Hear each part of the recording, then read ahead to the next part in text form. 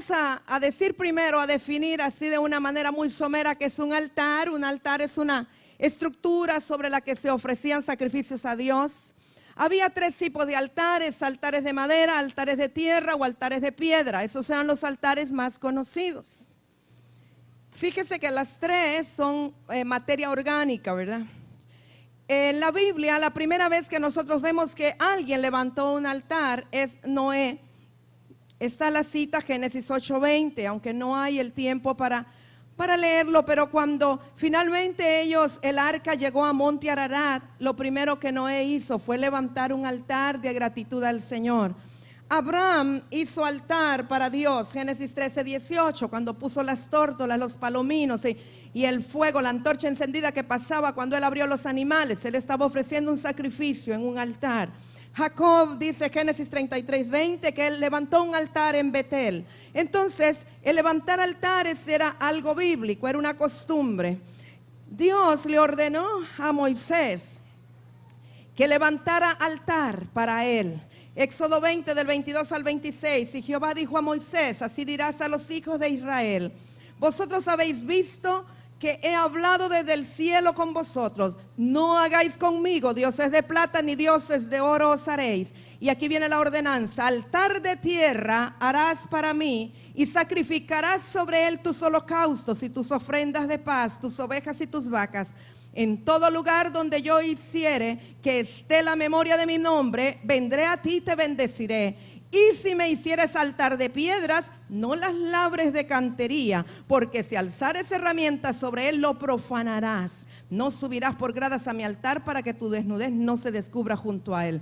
Le pongo esta escritura para que usted vea que levantar un altar fue una ordenanza de parte de Dios. Primero nosotros vemos los patriarcas que lo hacen ellos espontáneamente, pero luego Dios le da a Moisés una orden de levantarle altar. Le dice que de tierra o puede ser de piedra, pero que si es de piedra, no golpee la piedra. Esto tiene un simbolismo, un significado espiritual que luego veremos. Entonces, cuando Moisés hizo altares, pues él estaba cumpliendo una ordenanza. Me llamó algo la atención de los establecimientos que Dios hace para su pueblo a través de Moisés. Primero él establece la ley. Él le da los mandamientos, las tablas de la ley en el Sinaí. Eso es lo primero que él hace con Moisés. O sea, le pone límites a los hombres, les pone ordenanzas, les pone mandamientos. Inmediatamente después que Dios establece los mandamientos, le manda a que haga altar. O sea, primero le dice cómo el hombre puede obedecer a Dios, y luego le dice cómo expresar esa obediencia a través de un altar de sacrificio, un altar de adoración. Las citas están ahí, usted puede buscarlas después. En cuanto al altar es Éxodo 20, 24 al 26. Después el Señor establece con Moisés la ofrenda. Primero viene el altar y después viene la ofrenda. El altar era para sacrificio, era por gratitud, era para expiación, pero la ofrenda es algo voluntario que nace del corazón. Y Dios establece la ofrenda con Moisés, Éxodo 25 del 1 al 7. Y como número 4, Dios le ordena allí casi inmediatamente a Moisés que le levante un tabernáculo. Me llama la atención algo. El tabernáculo está en Éxodo 26, desde el verso 1 hasta el capítulo 27, verso 21. Algo me llama la atención. Fíjese que en el tabernáculo, que ya lo vamos a ver, había prácticamente 3 altares. Definidos como tales hay 2 altares, uno en los atrios y otro en el lugar santo. Pero yo diría que el propiciatorio, donde está el arca del pacto, es un altar. Algunos le llaman el altar dorado o el altar de oro.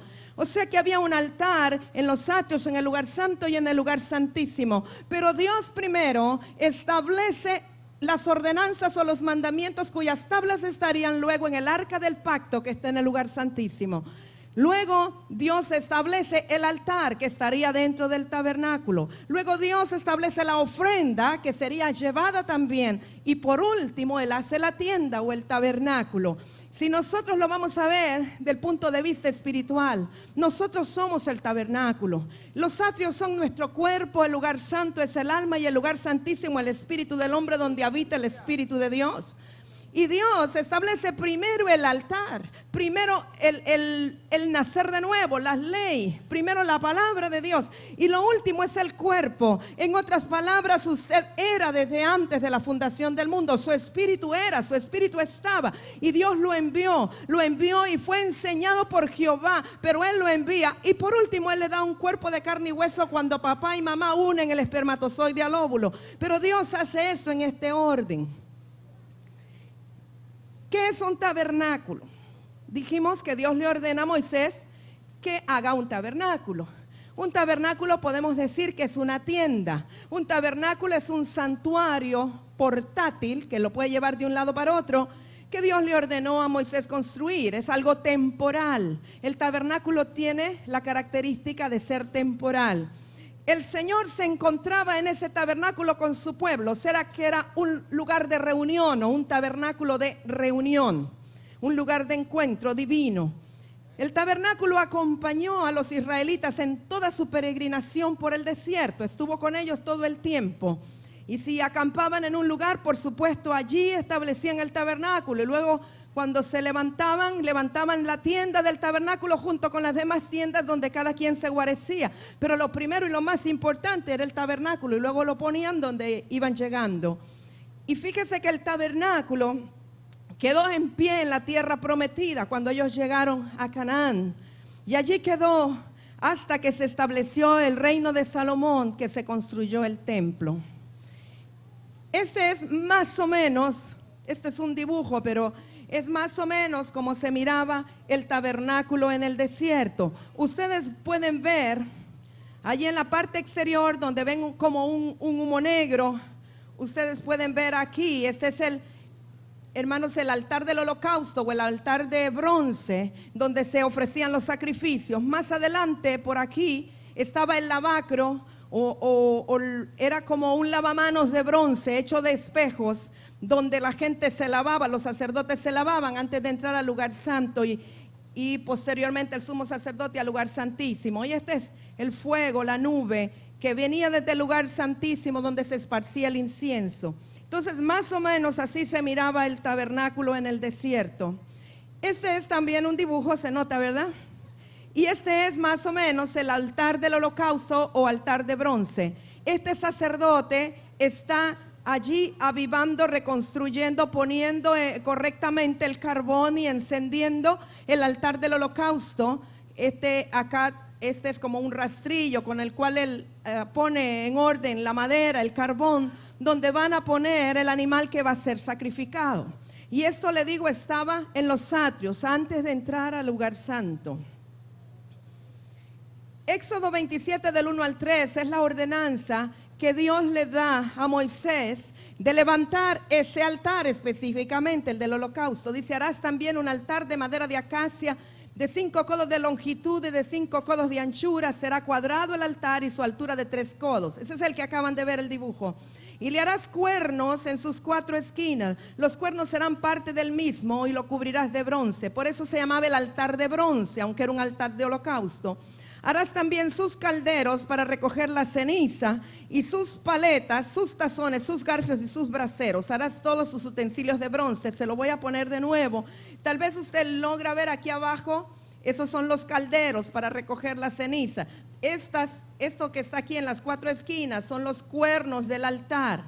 Y de allí recogían las cenizas y los carbones también para llevarlo hacia adentro.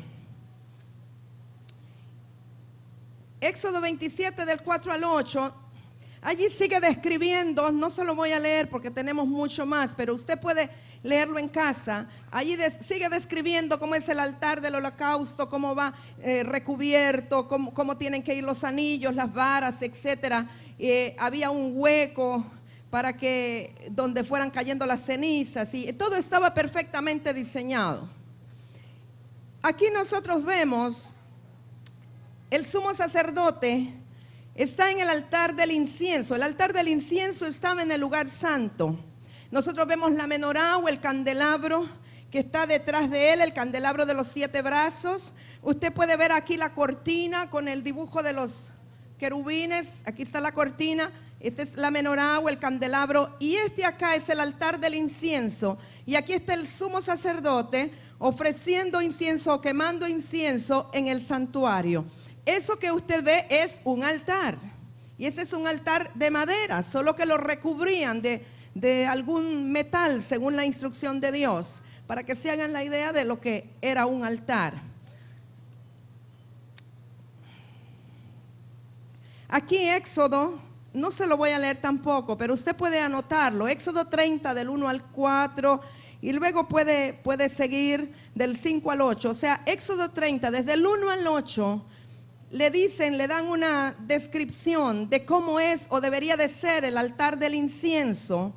Dice que el sacerdote tenía que encender las lámparas cuando llegaba la noche, pero también tenía que quemar incienso. Algo importante que ustedes ven, hermanos, aquí es que era ordenanza que cada día había que quemar incienso aromático. El sacerdote tenía que quemar incienso cada día, y dice, al final dice que este era un rito perpetuo delante de Jehová por vuestras generaciones. Nosotros sabemos, conforme a la escritura, que el incienso tipifica las oraciones de los santos. Lo vemos en Apocalipsis, que incienso significa las oraciones de los santos que suben delante del Señor. No es necesariamente una petición, sino son oraciones de gratitud al Señor. Entonces, si Dios le está diciendo al sacerdote que cada día tiene que encender las lámparas y cada día tiene que quemar incienso, yo creo que es una ordenanza para nosotros, que cada día debemos de levantar oración como incienso grato y agradable que suba delante del Señor. Todo lo que ocurrió en este tiempo, hermanos, es sombra y figura de lo que habría de venir. Vamos a seguir viendo algunas cosas sobre el tabernáculo. Cuando se conquistó Canaán, o la tierra prometida, el arca la dejaron en el campamento en Gilgal. Recuerde que cuando van a entrar a la tierra prometida, el primer lugar donde acampan es Gilgal. Allí en Gilgal, Josué empieza a circuncidar a todos aquellos que tenían ya edad de haber sido circuncidados y no fueron circuncidados durante el camino en el desierto. Allí en Gilgal ellos celebran por primera vez la Pascua, y allí dejaron el arca mientras entraban a tierra de Canaán. Pero luego Josué erigió el tabernáculo en Silo. O sea, el arca estaba allí en Gilgal, pero Josué levanta en Silo, y aquí estuvo el arca y el tabernáculo durante el tiempo de los jueces. La gloria que estaba, porque la gloria de Dios estaba en el arca del pacto, en el lugar santísimo, pero esa gloria que había permanecido todo el tiempo mientras estuvo el arca en el lugar santísimo, desapareció porque los filisteos se robaron el arca. Los filisteos sabían que el arca del pacto era para el pueblo de Israel la presencia de Dios. Así es que los filisteos les llevaron el arca para quitarle al pueblo su presencia, la presencia de Dios, el poder y la autoridad que ellos habían tenido. Así es que la gloria de Dios desaparece del tabernáculo por causa de los filisteos.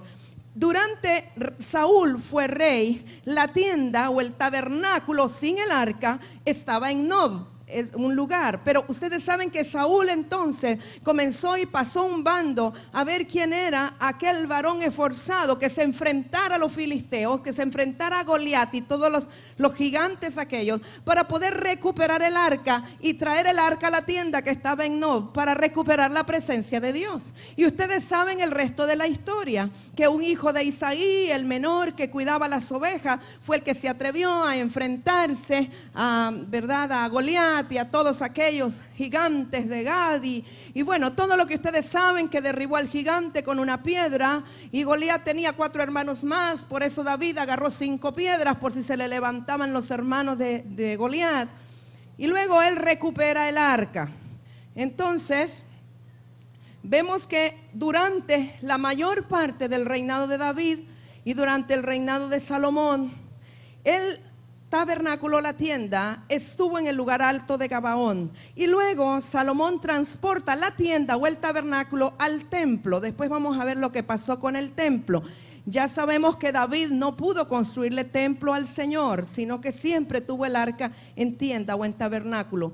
Ahora, cuando David vence a Goliat y recupera el arca, cuando la trae de manos de los filisteos, él no la llevó a la ciudad de David. o a Jerusalén o Sión, sino que la llevó a la casa de Obed-edom.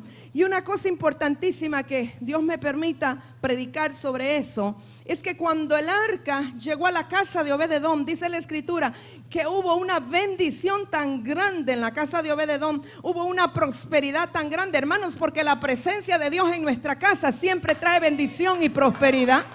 Sí, cuando llegó el arca dice que fue algo tremendo lo que pasó en la casa de Obed-edom, que era tan prosperado que yo creo que David dijo: ¿para qué se la llevé a Obed-edom? Y de hecho él fue y la rescató y se la llevó de nuevo a la ciudad de David, donde probablemente debió haber estado. Así es que eso es bueno que usted se pregunte: si en mi casa no está habiendo bendición y prosperidad, si en mi casa no está pasando lo que Dios quiere que pase, ¿qué ocurre? Yo creo que la presencia de Dios tiene que estar más fuerte. El arca del pacto tiene que ser llevada a nuestras casas para que la bendición y la prosperidad sea desatada para nuestras vidas. Así es que después David, entonces, cuando ve tanta prosperidad, lleva con alegría el arca de la casa de Obed-edom a la ciudad de David. Una cosa que me llama tanto la atención en este tiempo que esto ocurre es que todo era hecho con gozo y con alegría.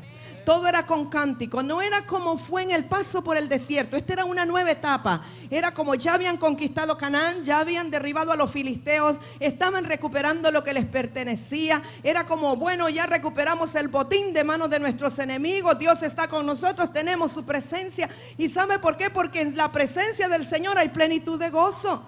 Cuando la presencia de Dios viene a nosotros, cuando la presencia de Dios es traída a nuestra casa, hay gozo, hay bendición, hay alabanza, hay cántico, hay instrumentos, reímos, gozamos, nos abrazamos. Eso es lo que David hacía y los que estaban con David también, porque eso es lo que trae la presencia de Dios. No podemos tener la presencia de Dios en medio de la casa y que estemos como en un funeral, hermanos. Porque la presencia de Dios produce alegría y produce gozo. Ante la presencia de Dios se va la enfermedad, se va la escasez, se va la miseria, se va el problema, se va la división. En la presencia de Dios no puede haber divorcio. En la presencia de Dios no puede haber pleito. En la presencia de Dios no puede haber enfermedad. En la presencia de Dios no hay nadie endemoniado que se sostenga. Por eso qué bueno es tener viva la presencia de Dios en nuestra casa. En la casa natural, en esta casa y también en la casa del Señor.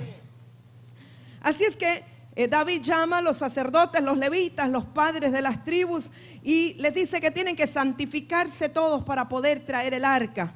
Y después dice que ya cuando traen el arca para la ciudad de David, después de que dan 6 pasos, al 7º sacrifican un buey y un carnero engordado. O sea que aquí prácticamente David está ofreciendo sacrificio al Señor. Está haciendo un sacrificio de alabanza, porque él estaba riéndose, estaba gozoso, estaba con los sacerdotes santificados. Iban con trompetas, iban felices. Pero él, este buey, este carnero engordado, era una ofrenda de paz, era una ofrenda de gratitud al Señor. Él prácticamente está levantando un altar en ese momento. Y David levanta entonces una tienda para colocar el arca del pacto, pero la coloca en la ciudad de David, o sea, Sión. Es decir, que estaba aquella otra tienda en el lugar alto de Gabaón, pero David viene y levanta otra segunda tienda donde colocaron el arca. Estaba aquel tabernáculo en lo alto de Gabaón donde no estaba el arca y no estaba la presencia de Dios, y está esta otra tienda más sencilla, más pequeña, donde sí está el arca y la presencia de Dios en la ciudad de David. O sea que simultáneamente estaban los 2 tabernáculos. ¿Qué fue lo que hizo David en esta tienda? ¿Qué hace diferente este tabernáculo de David o esta tienda de David al tabernáculo que conocíamos que Dios le dijo a Moisés que hiciera? Número 1 es que David designó cantores con instrumentos de música para que resonaran, dice la escritura, y alzaran la voz con alegría. Hermanos, los cantores que David escogió no era para que solo movieran la boquita como moped. Dice que para que resonaran es que suenan y vuelven a sonar. Para que estuvieran continua y estridentemente sonando. Yo sé que con armonía, porque ellos eran cantores estudiados, conocidos, entendidos, pero era fuerte, hermanos, a gran volumen. Y que cantaran con alegría porque la presencia de Dios había venido a su casa. Esa es una razón más que suficiente para cantar, para gritar, para sonar instrumentos. Y eso es lo que distinguió el tabernáculo de David del de Moisés. Luego lo otro que hizo David es que sacrificó holocaustos y ofrendas de paz. Después él dice que llamó a todo el pueblo y lo bendijo. Eso me llama la atención, porque David era un profeta, David era un salmista, David era un rey. Y se imagina el poder y la autoridad que tiene la bendición de un rey, la bendición de un profeta. Y entonces él no se olvidó del pueblo. Él no fue un rey que hizo separación con el pueblo. Él usó la autoridad que tenía para proclamar bendición sobre el pueblo. Desde ese tabernáculo él comenzó a bendecir al pueblo y el pueblo fue bendecido. Porque la bendición de una persona en autoridad tiene trascendencia en nuestras vidas. Por eso es importante, amados, que cuando vamos a hacer una transacción importante, vamos a obtener un nuevo empleo, vamos a comprar un nuevo vehículo, vamos a tener una casa nueva, lo que vayamos a hacer que es importante en nuestra vida, tengamos la bendición de la persona en autoridad y le va a ir bien. Le aseguro que le va a ir bien. Y luego dice que después que bendijo al pueblo, a cada uno, sin dejar a ninguno, yo me imagino los miles que había, a cada uno le dio un pan, le dio un pedazo de carne y le dio tortas de pasas. Cada uno de esos elementos tiene un significado y un simbolismo espiritual. No vamos a entrar en esa enseñanza ahora, pero sí yo puedo ver que David tenía cuidado de todos los que estaban bajo su dominio y bajo su reino, y a todos les dio lo mismo: un pan, un pedazo de carne y una torta de pasas. Pídale revelación al Señor de qué son esos tres elementos. Yo sé que va a salir con una enseñanza fabulosa. Y luego fíjese que lo que hizo fue que él instituyó a Asaf, que era el líder de los cantores, y a todos sus hermanos, porque toda la familia eran no solo cantores sino profetas. Y entonces los dejó para que cantaran, profetizaran, pero dice la escritura, para que ministraran día a día con canto, con música, delante del arca. Eso no había pasado antes. El arca del pacto en el tabernáculo de Moisés estaba ahí aislado, solo el sumo sacerdote podía entrar. Pero ahora no solamente entraba David, ahora podían entrar los cantores, podían entrar los profetas, podían profetizar, cantar y sonar los instrumentos frente al arca. O sea que vemos una nueva dimensión. Vemos una dimensión que se ha abierto para el pueblo, para aquellos que se han santificado, porque estos primeros se santificaron para estar cerca del arca. Vemos una dimensión de alegría, de júbilo, de celebración, de bendición, que pueden estar en la presencia de Dios cantando, regocijándose y brincando. Porque antiguamente, hermanos, como ocurre en algunos lugares, dicen, calle delante de Dios toda la tierra, y entonces todo es tan ceremonioso. O que no se oiga ni una mosca. Respeto, hermanos, con reverencia, por favor. Pero yo veo que en el tiempo de David, que fue quien recupera la presencia de Dios y lo trae, él por instrucción de Dios, porque David tipifica a Jesucristo. Él es la liberación, él muestra la liberación, él danza, él se regocija, él remolinea, él salta, él hace todo lo que la palabra dice que se hace cuando uno está contento, lleno de júbilo y de gozo en la presencia de Dios. Tenemos un concepto equivocado, que la presencia de Dios es estar allá bien encerrado, Dios y yo y Dios. La presencia de Dios aquí se manifestaba con todos aquellos que se habían purificado y santificado. Pero la manera de manifestarlo era con algarabía, con grito, con júbilo, con canto, con armonía. Había alegría en el pueblo. El pueblo ya no tenía hambre ni escasez. Tenían pan, tenían carne, tenían tortas de pasas, tenían júbilo, tenían la presencia de Dios. No le faltaba nada. Es una nueva dimensión. Porque a veces queremos regresarnos al tabernáculo de Moisés si tenemos una nueva dimensión profética. Amén. Entonces, simultáneamente, hermanos, el sacerdote Sadoc y sus hermanos, que eran sacerdotes también por instrucción de David, sacrificaban de mañana y tarde holocaustos en el altar, en el tabernáculo de Jehová, en el lugar alto que estaba en Gabaón. O sea, mientras está aquí Asaf y todos los demás cantores con algarabía y con júbilo, allá estaba Sadoc y los demás sacerdotes. Ellos hacían allá los sacrificios y aquí entonces tenían todo el gozo y la algarabía. O sea, estaban cumpliendo con las dos cosas, pero estaban atendiendo los dos tabernáculos. Dios le ordena a David que le construya un altar. Fíjese, yo no sé si se acuerda cuando David cometió el error de censar el pueblo. y entonces vino peste, se estaba muriendo la gente, se estaba quedando sin gente. Y se acuerda, ¿verdad?, que David está ahí todo preocupado, compungido. Dios le habla a través de Natán.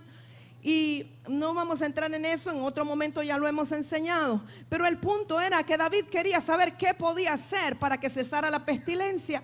Y Dios le habla a David a través del profeta y le dice que lo que puede hacer para que deje de ser diezmada la población es que le construya un altar. A mí eso me llamó tanto la atención, hermanos.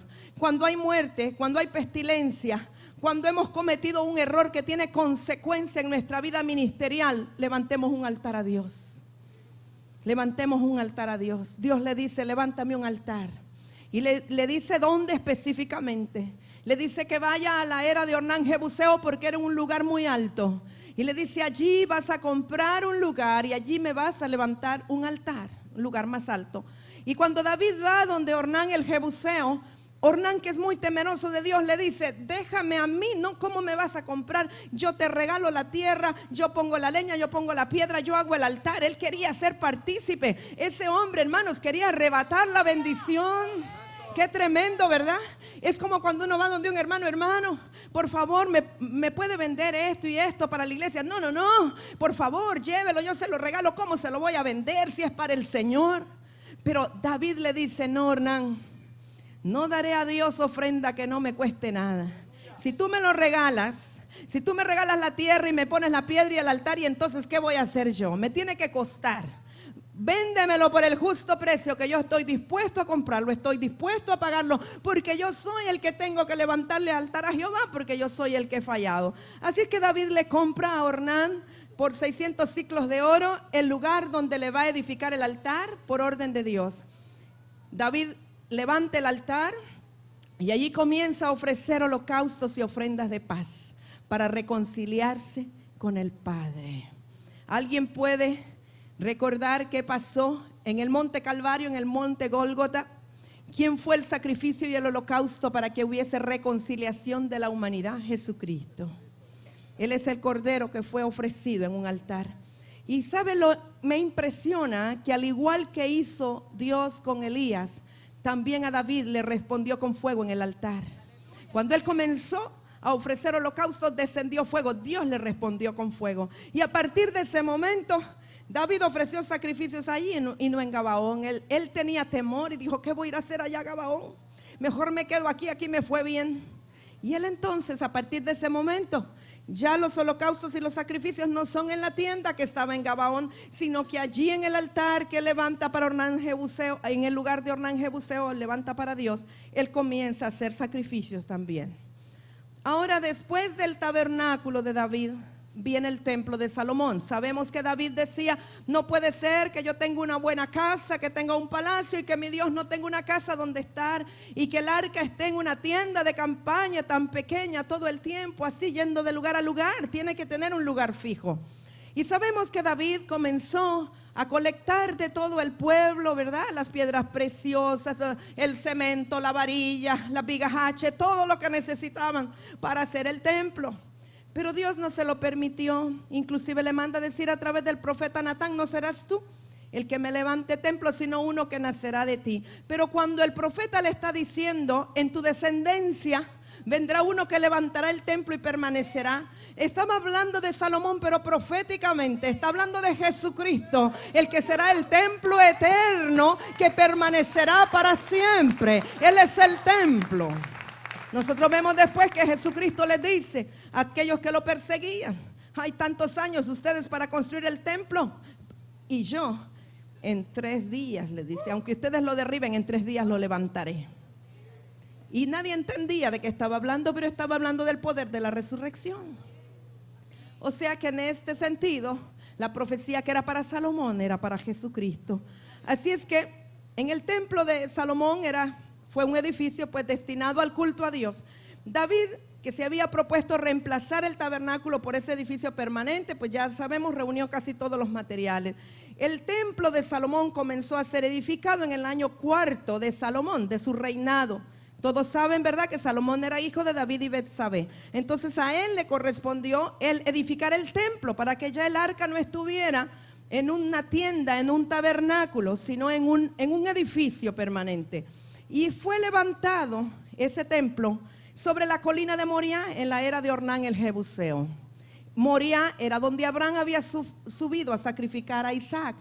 Moriah es donde actualmente se encuentra el Domo de la Roca, que algunos mal llaman la Mezquita de Omar en Jerusalén, donde estaba la explanada del templo, o sea, la rampa en que se subía al templo para adorar. Allí hoy día se encuentra el Domo de la Roca, que es donde los musulmanes llegan en Jerusalén a ofrecer ellos sus sacrificios a Alá. Entonces, el templo de Salomón fue una reproducción del tabernáculo, solamente que duplicaron las medidas. Todo era el doble y había una mayor suntuosidad. Allí hubo, cantidad de perlas preciosas, de oro, de Ofir, de todo lo que le mandó la reina de Saba y todos los demás que vinieron. Sabemos que Salomón tuvo muchas mujeres paganas, concubinas, hizo tratos con algunos que no eran del pueblo de Dios, pero estos le traían y le mandaban cantidad de regalos y oro y todo. Y todo eso estaba en ese templo que era suntuoso. Cuando acabaron de construir el templo, que tardaron 7 años y pico en construirlo, Salomón metió en el templo todas las cosas que David, todos los utensilios y las cosas que David había consagrado y dedicado para ministrar en el templo. Los ancianos y todos los principales de las tribus entonces trajeron el arca de la ciudad de David para colocarla en el templo. Ya no iba a estar allá en la tienda o en el tabernáculo que David había levantado, sino que ahora había un templo y lo iban a colocar allí. De hecho, Salomón trajo el tabernáculo antiguo que estaba en Gabaón, lo colocó dentro del templo, y ya una vez que estuvo edificado todo, quitó el tabernáculo y el arca fue traída por los ancianos y principales.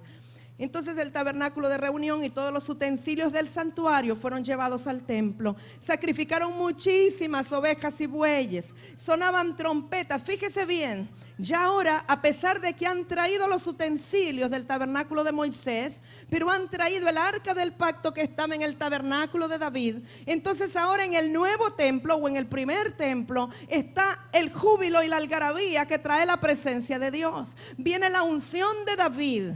Con la unción y el linaje de David, Salomón entonces introduce en el templo lo que no hubo en el primer tabernáculo. Entonces aquí ya sonaban las trompetas y todos alababan diciendo: porque Él es bueno, porque su misericordia es para siempre. En el templo de Salomón ya hubo alabanza. Se heredó, vamos a decir, esa unción que estaba en el rey David, que era un cantor. Y lo más lindo, hermanos, que la gloria de Dios llenó la casa. La casa, el templo de Salomón fue lleno de la gloria de Dios. Y es que la presencia de Dios estaba, el júbilo estaba, el gozo estaba y la gloria tenía que estar. Y la gloria de la casa, de ese templo, por supuesto, fue mayor que la que hubo en el tabernáculo de David y que la que hubo en el tabernáculo que llamaban el tabernáculo de reunión o el de Moisés. Aquí para que usted vea, no sé si logra apreciar, pero esto ya es en el templo. Usted mira la altura, ¿verdad? La altura de las paredes era altísimo, el doble que el tabernáculo. Se mira hasta pequeñito ahí el sacerdote, ¿verdad? Esto ya es en el templo, ahí puede apreciar la menorá, puede apreciar el altar del incienso, puede ver los sacerdotes. Y está el sumo sacerdote de rodillas, lo puede ver, lo puede distinguir por los ornamentos, ¿verdad? Los que están de blanco son los sacerdotes, el sumo sacerdote tiene su efod del pectoral.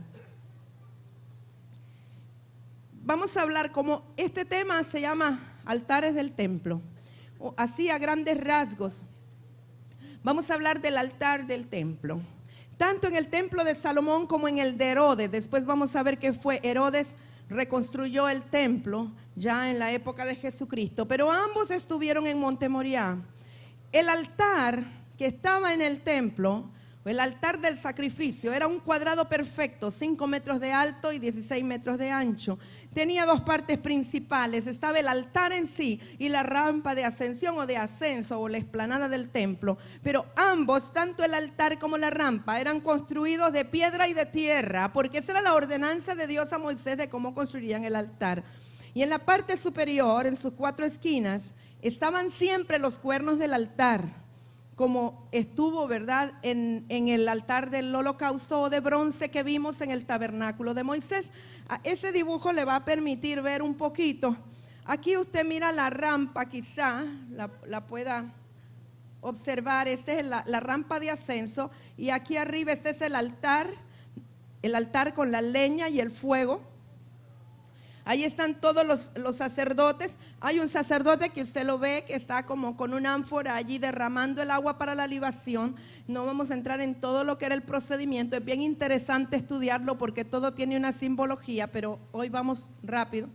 Y el otro está atizando el fuego del altar. Había 3 bultos separados de leña o de madera que iba a ser quemada en el altar cuando se ofrecían sacrificios en el altar del holocausto o de bronce. El más grande de los bultos era donde se recibían todos los sacrificios. Por esa rampa de ascenso que ustedes ven, ahí llevaban las vacas, los toros, entre 4 personas como en una camilla, y ahí ponían entonces los sacrificios que la gente llevaba para ofrendarlos, los animales. Ese era el bulto más grande, que fue el que vimos anteriormente. Había un segundo bulto de leña que era un poco más pequeño, y ese era para sacar el carbón para el altar del incienso del santuario. Con ese carbón mantenían encendido el altar del incienso, donde después el sacerdote salpicaba incienso, y para que siempre estuviera encendido todos los días. Y había un tercer bulto de leña, que ese era el que tenía que arder perpetuamente. Ese simbolizaba el fuego perpetuo del altar. Yo no sé si el Señor le habla algo, pero fíjese, dentro de nosotros, ¿verdad?, o en nosotros, tiene que estar el área del sacrificio, lo que damos a Dios. Tiene que estar aquello que nosotros dejamos para encender la oración que se le va a dar a Dios. Pero no podemos nunca perder el fuego perpetuo de Dios en nuestro corazón. Por eso a veces cantamos en el altar de Dios, el fuego está encendido, ¿verdad? Pero estamos hablando de este altar, no de aquel de Salomón, no de aquel de David, no de aquel del tiempo de Moisés y Aarón, sino que es el altar que tiene que estar encendido. Así es que la leña del altar, hermanos, espero que arda y que arda y que arda. Aquí pueden ver ustedes cómo están atizando el fuego. Hay un altar ahí de leña, mire qué bien lo construían, y allí están quemando la ofrenda por el pecado, la grosura, la ofrenda que llevaban para expiación del pecado. Esto es en base a Levítico 16:27. Y sacarán fuera del campamento el becerro y el macho cabrío inmolados por el pecado, cuya sangre fue llevada al santuario para hacer la expiación. Y quemarán en el fuego su piel, su carne y su estiércol. Eso es lo que vieron en el altar anterior, que allí van a quemar su piel, van a quemar su carne y su estiércol. Aquí dijimos que los carbones que salían, ¿verdad?, del segundo bulto de leña son para el altar del incienso, aunque aquí lo que vemos es el arca del pacto, está el propiciatorio y está el sacerdote ya salpicando el incienso frente al altar de oro.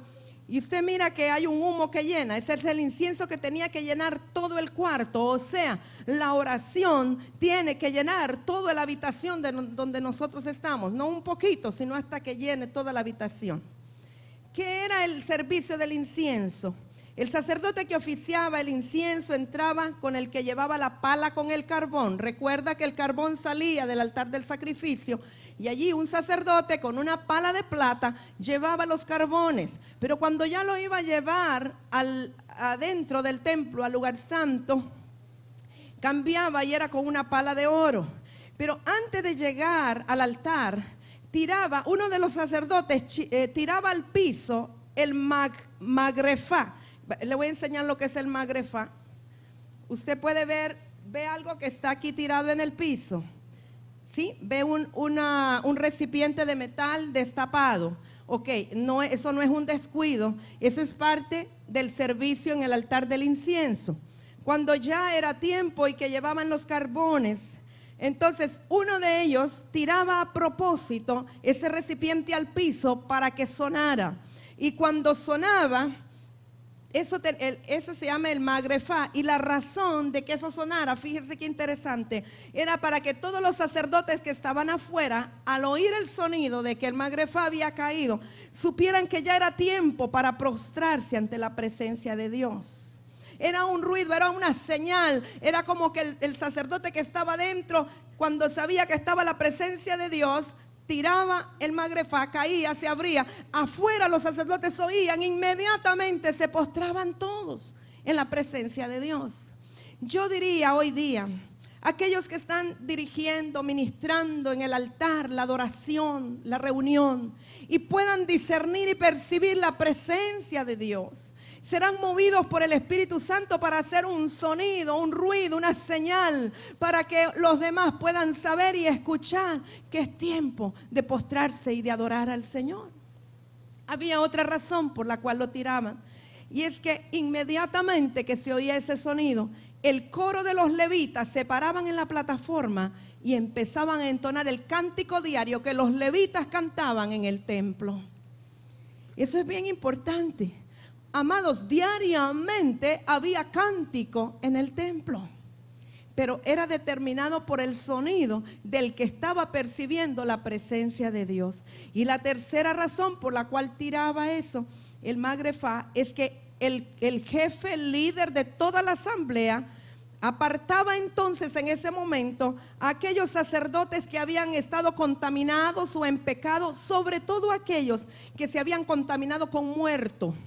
Entonces los agarraban y los ponían en un lugar visible para que todos los vieran y supieran que eran impuros. Entonces cuando los demás venían y participaban del ritual, los que estaban impuros no podían participar. Pero esto era como para dejar claro delante del pueblo que no especularan y qué pasaría. ¿Será que están enfermos? ¿Será que se sienten mal? ¿Por qué será que no participan? No había pregunta. Sencillamente, están en pecado, están contaminados. Tienen que pasar primero por un sacrificio de purificación o un ritual de purificación y no pueden participar. Nosotros muchas veces, cuando hay un pecado que se descubre, lo que hacemos es tratar de cubrirlo, tratar de taparlo para que no se den cuenta, pero no era así en el tiempo bíblico. Se exponía para que no hubiera preguntas ni dudas, todo el mundo sabía. Y hoy día la sangre de Cristo también nos puede limpiar y purificar como en aquel tiempo. Pero es importante reconocer, es importante decir: yo pequé, yo he fallado, la sangre de Cristo me puede limpiar. Pero en este momento no puedo yo compartir el servicio con el cuerpo, no puedo, porque necesito ser limpiado y restaurado antes de poder entrar al cuerpo para ofrecer al Señor. Aquí, hermanos, ustedes ven, esta es una vaca alazana o una vaca roja y está siendo sacrificada. Este sacrificio era especialmente para descontaminar a aquellos que estaban contaminados, que se habían contaminado con muerte. Y si usted mira, esto sería toda una enseñanza, pero este sacerdote lo que tiene aquí en la mano es un hisopo. A veces nosotros decimos: límpiame con hisopo, pero no sabemos qué es. El hisopo es una plantita. Arrancaban una ramita y entonces la metían en la sangre del animal que sacrificaban y con eso rociaban a la persona que se iba a purificar. Entonces el hisopo, cuando dice límpiame con hisopo, no son los Q-tips de limpiar los oídos, marca Johnson, no, es una ramita que la meten en la sangre y entonces lo rocían, ¿verdad? Bueno, entonces ahí están sacrificando una vaca alazana. Hay una ordenanza, no lo voy a leer, pero si quiere anotarlo, es Números 19 del 1 al 6, donde Jehová les ordena este ritual para limpieza y purificación, que les dice que les sacrifiquen una vaca alazana o una vaca roja. Esto es sobre lo mismo, llega hasta el verso 10, no vamos a leerlo ahora. Aquí está el sumo sacerdote esparciendo la sangre en el altar del incienso. Entonces todo anteriormente en Números ¿cómo era que se hacía? ¿Qué hacía el sacerdote? Metía el dedo en la sangre, 7 veces la rociaba. Y este 7 es número de plenitud, lo que significa que Cristo roció su sangre y la sigue rociando 7 y muchas veces hasta plenitud, y que todavía esa sangre tiene poder para limpiarnos, y lo está haciendo en el altar del incienso para purificarnos de manera que podamos restituir nuestra comunión con Dios y levantar oración a Él. Levíticos 16, 18 y 19. Y saldrá al altar que está delante de Jehová y lo expiará, y tomará de la sangre del becerro y de la sangre del macho cabrío y la pondrá sobre los cuernos del altar alrededor, y esparcirá sobre él de la sangre con su dedo 7 veces, y lo limpiará y lo santificará de las inmundicias de los hijos de Israel. Eso es en relación al dibujo que vimos. Ahora, ¿qué pasó con el templo de Salomón? En el año 587 a.C., los babilonios se apoderaron de Jerusalén, saquearon el templo y lo incendiaron. Y entonces, si ustedes recuerdan, en el tiempo que están regresando de la dispersión, Ciro le permite a los israelitas que construyan un nuevo templo. Esto es en el tiempo de Esdras, el tiempo de Nehemías, el tiempo de Esther. Y le llamaban el templo de Zorobabel porque era el que gobernaba en ese tiempo. Hicieron este templo que reconstruyeron o que hicieron los israelitas, tenía básicamente la misma estructura del templo de Salomón, pero nunca tenía el esplendor que tuvo el templo de Salomón.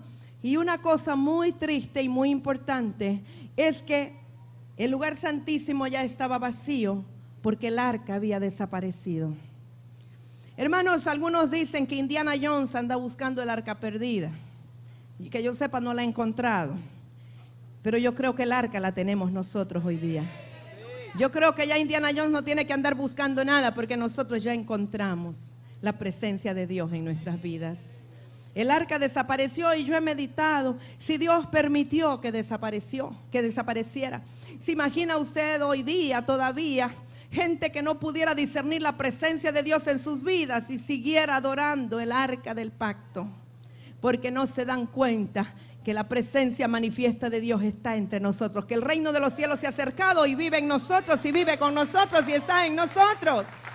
Aleluya. O sea que estos judíos reestructuraron el templo, pero realmente no tenía sentido. El arca no estaba, la presencia de Dios no estaba. Estaban adorando lo que está afuera, hermanos. Y muchas veces nosotros hacemos como ellos. Construimos templos físicos hermosos, pero están vacíos del arca. La presencia no está. Y yo quiero que esté la presencia, aunque estemos todavía en tiendas de campaña. Pero que la presencia del Dios vivo esté con nosotros y en medio de nosotros. Oh Dios. Y luego, hermanos, en el año 20 a.C., con el reinado de Herodes, se reconstruyó parte del templo. Ya habría que entrar en lo que es la fortaleza Antonia y otras cosas que no vamos a entrar ahorita. Cuando vayamos a Jerusalén se los vamos a explicar. Ahora, los altares en términos generales tienen que ver con presencia de Dios. Tienen que ver con adoración, tienen que ver con sacrificio y perdón de pecados. Altares tienen que ver con purificación o descontaminación de muerte. Altares tienen que ver con ofrenda de todo quemada u holocausto. Altares tienen que ver con oración, o sea, incienso. Y usted puede buscar Apocalipsis 5:8 y Apocalipsis 8:3, que le dice que el incienso es la oración de los santos. Pero altar tiene que ver con fuego permanente. El altar somos nosotros. El altar somos nosotros. Y cuando decimos que tiene que ver con adoración, fíjese que primero puse presencia de Dios, porque no hay adoración sin presencia. Usted no puede adorar lo que no está presente. Usted adora a Dios cuando Él se manifiesta y Él está presente. Entonces, altares tiene que ver primero con presencia de Dios y luego con adoración. Usted puede cantar cánticos a Dios, pero si no está presente, no es adoración. Necesita primero la presencia de Dios para adorarla. Usted y yo hemos dicho, somos portadores de la presencia de Dios, pero cuando nos unimos, nos reunimos en armonía, entonces la presencia que usted trae y la que yo traigo hacen que se manifieste Dios mismo, que haya la presencia manifiesta de Dios, y esa es la que adoramos. Y entonces es cuando ocurren cosas maravillosas, entonces es cuando nosotros elevamos un tejilá al Señor, y entonces viene sanidad y viene liberación y ocurren cosas, la gente es tocada, la gente es transformada. La condición de la adoración depende de la condición del corazón. ¿Qué tanto tocamos el corazón de Dios? Depende de cuál es la intención de nuestro corazón. ¿Por qué nos reunimos? ¿Por qué cantamos? ¿Por qué hacemos lo que hacemos? Quiero entrar un poco en lo que es adorar, porque estamos hablando de adoración. Ya vimos lo de los altares. Esto sería un seminario de 2 meses, hermanos, así que trate de condensarlo ahí en su espíritu.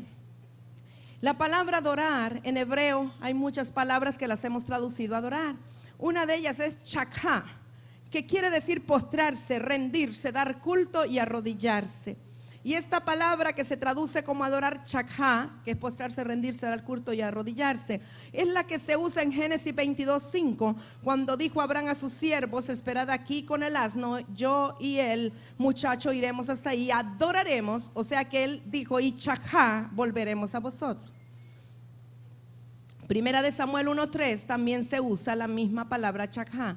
Y todos los años aquel varón subía de su ciudad para chakha y para ofrecer sacrificios a Jehová de los ejércitos en Silo, donde estaban 2 hijos de Eli, Ofni y Finis, sacerdotes de Jehová. Acá se refiere a Elcana, quien subía a adorar y se postraba, se arrodillaba y hacía todo lo que dice chakha que es. También Zacarías 14:17 se usa chakha. Y acontecerá que los de las familias de la tierra que no subieran a Jerusalén para adorar al rey, Jehová de los ejércitos, no vendrá sobre ellos lluvia. Qué tremendo, el que no subía para postrarse, arrodillarse delante del Señor, no tenía lluvia para sus cosechas. Otra palabra en hebreo que se traduce a adorar es sagad. Quiere decir postrarse y humillarse, ya incluye una condición del corazón. Sagad se usa en Daniel 3:28 y a todo lo largo del libro del profeta Daniel se usa la palabra sagad cuando se refiere a adorar o no adorar a la estatua que Nabucodonosor les había dicho. Yo veo que aquí humillarse, pero también hay algo que me gustaría otro día predicar también. Y es que Daniel y aquellos muchachos, Sadrach, Mesach y Abednego, decidieron no contaminarse. Ellos tomaron la decisión de corazón de no contaminarse ni postrarse delante de otro que no fuera el Dios Jehová de los ejércitos. Daniel 3:28 dice: entonces Nabucodonosor dijo: bendito sea el Dios de ellos, de Sadrach, Mesach y Abednego, que envió su ángel y libró a sus siervos que confiaron en él y que no cumplieron el edicto del rey, y entregaron sus cuerpos antes que servir y adorar a otro Dios que su Dios, antes que sagad a otro Dios que su Dios. Otra palabra hebrea es kafaf, quiere decir inclinarse, caerse, oprimir. Kafaf se usa en Miqueas 6:6. ¿Con qué me presentaré ante Jehová y kafaf al Dios Altísimo? Me presentaré, falta una E ahí, ante él con holocaustos, con becerros de 1 año. Aquí se usa kafaf. Todo lo que está en el Antiguo Testamento lo encontramos en el hebreo, pero también en el griego hay otras palabras que hemos traducido como adorar. Estas son del Nuevo Testamento. La primera es sebomai. Sebomai quiere decir reverenciar, honrar, quiere decir piadoso y temeroso de Dios. Y algo muy raro, sebomai solo se usa una vez en el Nuevo Testamento y se usa precisamente refiriéndose a Lidia. Esta era una mujer muy especial, Hechos 16:14. Entonces una mujer llamada Lidia, vendedora de púrpura, ese es algo para teñir, ¿verdad? De la ciudad de Tiatira, que adoraba a Dios, o sea que sebomai a Dios, estaba oyendo.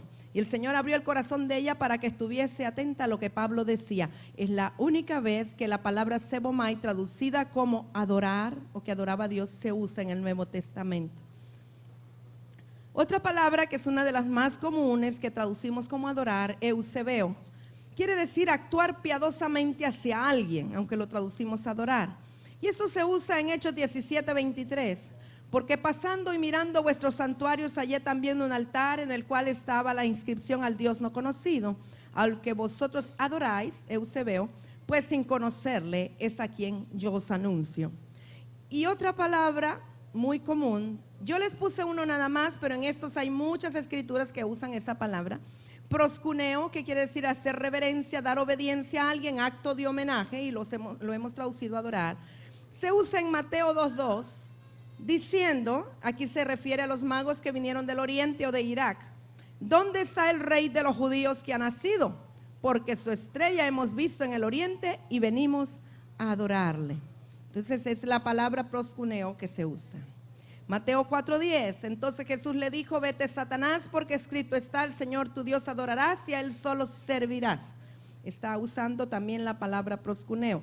Juan 4:24 es la misma palabra, esta es la más común. Dios es espíritu y los que le proscuneo en espíritu y en verdad es necesario que proscuneo. Apocalipsis 4:10 usa también la misma palabra. Los 24 ancianos se postran delante del que está centrado en el trono y adoran al que vive por los siglos de los siglos y echan sus coronas delante del trono diciendo. Entonces esta palabra que se usa en Apocalipsis para el final es la misma que usó el Señor rebatiéndole a Satanás, y es la misma que usó el Señor Jesús para enseñarle a las samaritanas sobre la adoración. Y otra palabra que no es tan común, sebo, quiere decir reverenciar, acentuando el sentimiento de devoción, venerar y honrar. Esta se usa en Mateo 15:9, que dice: pues en vano me honran, enseñando como doctrinas mandamientos de hombres. Y también en Marcos 7:7, que es la misma escritura: pues en vano me dan culto, dice otra versión, enseñando como doctrinas mandamientos de hombre. Tiene que ver con honrar, tiene que ver con venerar y con dar culto, y lo hemos traducido adorar. Y otra palabra, sebasomai, que quiere decir honrar religiosamente, aunque lo traducimos adorar. En Romanos 1:25, ya que cambiaron la verdad de Dios por la mentira, honrando y dando culto, sebomai, a las criaturas antes que al Creador, el cual es bendito por los siglos. Amén. Está latreu, que creo que es la última, quiere decir dar servicio, dar homenaje religioso y servir. O sea que adorar es servir. Y esa se usa en Filipenses 3:3, latreu, porque nosotros somos la circuncisión, los que en espíritu servimos, los que en espíritu latreu a Dios, y nos gloriamos en Cristo Jesús, no teniendo confianza en la carne. En general podríamos decir que los significados de adorar son rendirse, postrarse, honrar, humillarse, servir, dar culto, inclinarse, reverenciar, caerse, dar obediencia, actuar piadosamente, venerar, un acto de homenaje, devoción, honrar religiosamente. Todas estas cosas están incluidas en el adorar. Si no hay obediencia, de nada sirve reverenciar, porque ya dijimos que ahora el altar y el arca del pacto están en el corazón. Hermanos, eso es nada más una enseñanza y un fundamento para que esta semana, que es hora de adorar, usted con entendimiento pueda adorar al Rey de los Reyes, al que vive por los siglos. No solamente postrarse y reverenciar, sino que postrarse y reverenciar a aquel que vive en su corazón y que tiene encendido el altar, el fuego del altar que está dentro de usted. ¿Cuántos aquí saben que somos templo del Espíritu de Dios? ¿Cuántos se sienten que somos templo del Dios viviente? ¿Cuántos saben que tenemos un altar dentro de nosotros? Un altar donde podemos ofrecer sacrificio y una ofrenda del todo quemada, pero un altar donde queremos que la presencia de Dios esté y que responda siempre con fuego. Hermanos, este es un tabernáculo. Este es temporal, la carne, esto es corruptible, un día va a comérselo los gusanos, ¿verdad? Porque es un tabernáculo temporal, pero el cuerpo glorificado es eterno y es permanente. Jesucristo murió, pero Él resucitó como un templo eterno y permanente. La presencia de Dios, porque Él es Dios, está eternamente en Él. Pero Él, como Espíritu que es, envió esa presencia a través del Espíritu Santo. Le pidió al Padre que enviara esa presencia a través del Espíritu Santo, hermanos, para que sepamos que la presencia del Dios vivo está y vive aquí dentro de nosotros. Y Jesús dijo que vendría con el Padre a buscar y a hacer morada en nosotros, porque hemos nacido para ser habitación de Él. Él vivió, estuvo, la presencia de Dios estuvo en el tabernáculo de Moisés, la presencia de Dios estuvo en el arca del pacto que estaba en la tienda de David, la presencia de Dios estuvo en el templo de Salomón, pero ya no está allí, no se quedó allí. La presencia de Dios estuvo en Jesucristo, aun cuando bajó a la tumba, porque arrebató las llaves a Satanás, pero no se quedó en la tumba, porque Él resucitó y su presencia la dio a la iglesia. Nosotros somos su iglesia, nosotros somos el templo, nosotros somos el altar encendido. El altar está aquí en el corazón. Tenemos una responsabilidad de obedecer. Hermano amado, el adorar no tiene nada que ver con estar encerrado. El adorar no tiene nada que ver con cantitos. El adorar tiene que ver con un corazón contrito y humillado. El adorar tiene que ver con un corazón que obedece. El adorar tiene que ver con reconocer quién es su Dios, su Padre, su Creador y su Rey. Y entonces cuando reconozcamos eso y la vida esté y el fuego esté encendido, haremos todo aquello que Él quiere que hagamos para que Él tenga contentamiento en nosotros.